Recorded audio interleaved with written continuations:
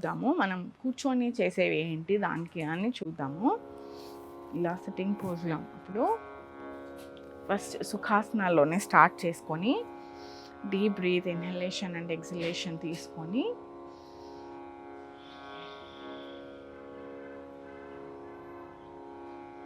Focus అంతా మన ధ్యాస బ్రీత్ పైన పెట్టుకొని అటెన్షన్ అంతా బ్రీత్కి తీసుకొచ్చి కూర్చున్నాక స్లోగా వజ్రాసనాల్లోకి వద్దాం. మనము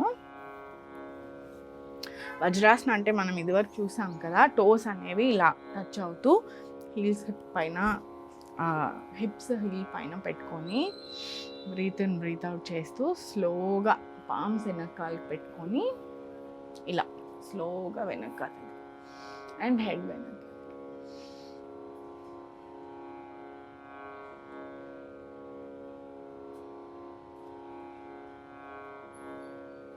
స్లోగా ముందుకు వచ్చి మళ్ళీ స్లోగా వెనకాతలకి హ్యాండ్స్ వెనకాలకి వెళ్తూ వజ్రాసనంలో కూర్చొని హెడ్ స్లోగా వెనకాలకి.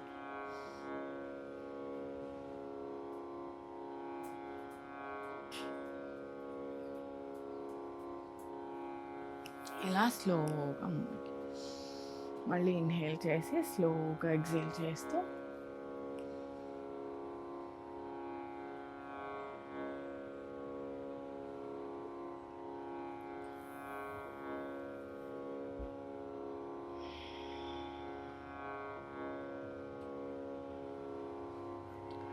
ఇది అట్లీస్ట్ ఒక 5 to 10 రౌండ్స్ చేసుకోవడం చాలా మంచిది. కుదిరిన వాళ్ళు హోల్డ్ చేసుకోవచ్చు అనమాట. ఒక ఈచ్ ఆసనాలో ఒక 5 to 10 బ్రెత్స్ హోల్డ్ చేసుకోవడం. మనం ఒక 5 బ్రెత్స్కి హోల్డ్ చేసుకున్నప్పుడు ఎలా దాని పేస్ ఉంటుంది అని చూద్దాము. హ్యాండ్స్ ఇలా వెనకాలకి వెళ్తాయి కదా, హెడ్ ఇలా స్లోగా రిలాక్స్ చేసి డీప్ ఇన్హలేషన్ 1 2 3 4 5 అండ్ స్లోగా. ఆ పేస్ అనేది ఇంపార్టెంట్. హార్ట్కి చేసేటప్పుడు నిదానంగా మనం చేసుకుంటూ ఉండడం చాలా అవసరం అనమాట. ఇప్పుడు మీరు చూసారు కదా, ఈ పేస్లో చేసుకుంటే ఈ 5 బ్రెత్ కౌంట్ చూసారు కదా, అలా మనం ఇందాక చూసిన రౌండ్స్ అన్నీ చేసుకుంటే చాలా ఎఫెక్టివ్గా మనకు తెలుస్తుంది. అలానే గోముఖాసన చూద్దాము. లెఫ్ట్ ఫుట్ వచ్చేసి హిప్ కిందకి పెట్టుకొని ఇలా రైట్ ఫుట్ ఇలా పెట్టుకొని రెండు కుదిరిన వాళ్ళు పొట్ట ఎక్కువ ఉన్నా లేకపోతే మోకాళ్ళ నొప్పులు ఉన్నా ఇది కంప్లీట్గా ఇలా చేయలేము, దట్ ఈస్ ఓకే. మీరు ఇలా హాఫ్గా వచ్చినా కూడా పర్వాలేదు. కానీ ఏంటంటే మనం ఇలా చేసినప్పుడు మెయిన్ మన హ్యాండ్ మూవ్మెంట్ చాలా అవసరం అనమాట. హ్యాండ్ మూవ్మెంట్ అనేది మనకి చెస్ట్ని ఎక్స్పాండ్ చేస్తుంది అండ్ గోముఖాసన కూడా ఆక్సిజన్ని మన బాడీలో చాలా బాగా పెంచుతుంది. అందుకని ఏ లెగ్ అయితే పైనకుందో, ఇప్పుడు మన రైట్ లెగ్ పైన, సో రైట్ హ్యాండ్ వచ్చేసి పైకి పెట్టుకొని లెఫ్ట్ హ్యాండ్ మనం ఒకసారి నేను తిరిగి చూపిస్తాను. ఇలా ఉంటే స్లోగా ఇలా పట్టుకోలేని వాళ్ళు హ్యాండ్స్ టచ్ అవ్వకపోతే ఇక్కడ నాప్కిన్ కానీ లేకపోతే టవల్ కానీ పెట్టుకొని, ఈవెన్ ఇక్కడ కొంతమందికి ఇక్కడ వరకే వస్తుంది మనకి. ఫర్ ఎగ్జాంపుల్ కొంతమందికి ఇక్కడ వరకే వస్తుంది, దట్ ఈస్ ఓకే. మొత్తం ఇలా టచ్ చేయలేని వాళ్ళు ఇక్కడ వరకు వచ్చినా కానీ ఒక టవల్ ఆర్ నాప్కిన్ ఒకటి వాడడం అనేది చాలా ఇంపార్టెంట్. ఇప్పుడు మనం చూస్తే ఇలా టచ్ చేసి స్లోగా ఓపెన్. మీరు అబ్జర్వ్ చేస్తే మన చెస్ట్ ఎక్స్పాండింగ్ మంచిగా ఉంటుంది గోముఖాసనాల్లో. అందుకనే ఆక్సిజన్ లెవెల్స్ అనేది బాగా పెరుగుతూ ఉంటాయి అన్నమాట. క్లీనింగ్ కూడా అవుతుంది. Deep breath.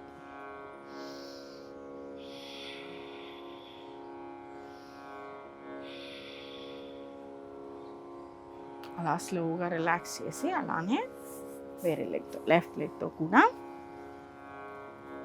రైట్ చెస్ట్ పెట్టుకొని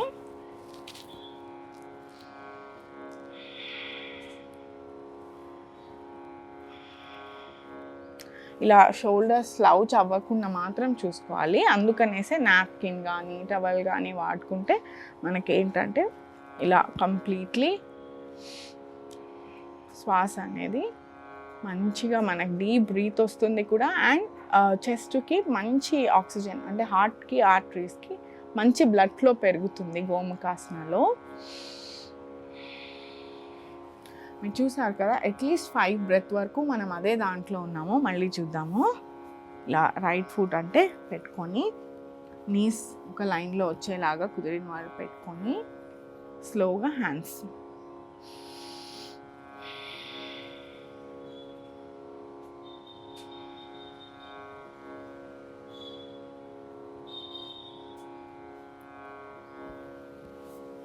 ఇలానే చేంజ్ చేసి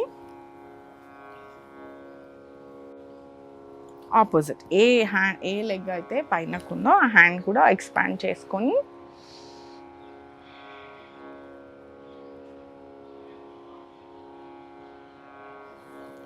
అలా స్లోగా అట్లీస్ట్ ఇది గోముఖాసన అనేది ఒక 5 to 10 times రిపీట్ చేసుకుంటే మనకు చాలా చాలా మంచిది. అలానే మనం ఇంకొక ఆసన చూద్దాము, పర్వతాసన ఆర్ మౌంటైన్ పోజ్. ఇన్హేల్ చేసి స్పైన్ స్ట్రేట్గా పెట్టుకొని చెస్ట్ ఓపెన్ పెట్టుకొని షోల్డర్స్ బ్యాక్ పుష్ చేసి ఇన్హేల్ చేస్తూ పైకి ఇలా బాగా పైనకి ఎవరో మన హ్యాండ్స్ లాగుతున్నట్టు స్ట్రెచ్ చేసుకోవాలన్నమాట. ఇన్హేల్ చేస్తూ మీరు అబ్జర్వ్ చేస్తే ఎక్కడ మనం స్లౌచ్ అనేది లేదు, అంటే షోల్డర్ బెండింగ్ లేదు. ఇప్పుడు మీకు చూపిస్తాను చూడండి. ఇలా షోల్డర్స్ బెండ్ అయ్యి కానీ స్పైన్ బెండ్ అయ్యి కాకుండా ఇలా స్ట్రెయిట్గా పెట్టుకొని స్పైన్ నెక్ అన్నీ పెట్టుకొని బ్రీద్ ఇన్ బ్రీద్ అవుట్ డీప్గా చేసుకుంటే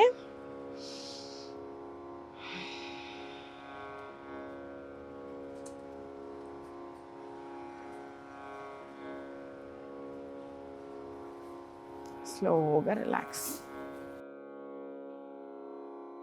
ఇంపార్టెంట్. ఇలా తీసుకొని ఇప్పుడు మనం మళ్ళీ చూద్దాం ఒకసారి. ఇన్హేల్ చేస్తూ పైకి పెట్టుకొని ఇలా హ్యాండ్స్ వచ్చాక మళ్ళీ మంచిగా దీని హ్యాండ్స్ని స్ట్రెచ్ చేసుకొని deep inhalation and deep exhalation.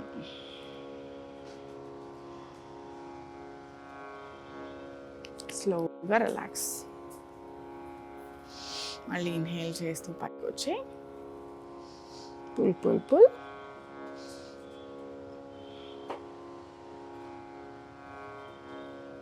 And స్లోగా రిలాక్స్. ఒక పామ్ చెస్ట్ పైన ఒక పామ్ టమ్మీ పైన పెట్టుకొని